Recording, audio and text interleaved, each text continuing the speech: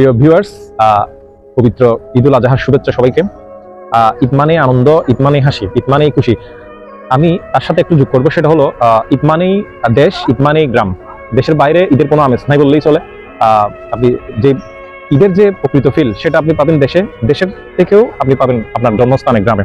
সেক্ষেত্রে আমি আমার বড় হওয়া পর্যন্ত আসলে আমি আমার ঈদগুলা কাটাই হচ্ছে, আমি আমার প্রথমেই কাটাইতাম আমি আমার গ্রামে।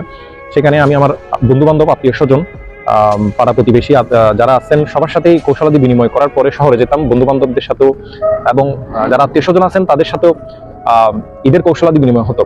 সেক্ষেত্রে ঈদের প্রবাস জীবনে এটা আমার দ্বিতীয় ঈদ। আসলে আমি সবাইকে, গ্রাম সবাইকে খুবই মিস করতেছি। আমার প্রত্যেকটা বন্ধু বলেন, প্রত্যেকটা আত্মীয় স্বজন এবং যাদের সাথে আমি খুবই এনজয় করতাম ঈদটা, তাদেরকে আমি খুবই মিস করতেছি। আমার পরিবার, আমার আত্মীয় স্বজন, ভাই বোন সবাইকে আমি খুব মিস করতেছি। আমার ঈদটা ছিল আসলে অন্যরকম, ঈদের আমেজ, কিন্তু এই প্রবাস জীবনে এই জিনিসটা নাই। সুতরাং সকলের প্রতি আমি আমার অন্তরের অন্তঃস্থ থেকেই ঈদের শুভেচ্ছা জানাই এবং ভালোবাসা জানাই আপনাদের প্রতি। আপনারা ভালো থাকবেন, আমার জন্য দোয়া করবেন, আমি যেখানে আছি সেখানে যেন ভালো থাকতে পারি। আবারও ঈদের শুভেচ্ছা জানিয়ে শেষ করলাম। ধন্যবাদ।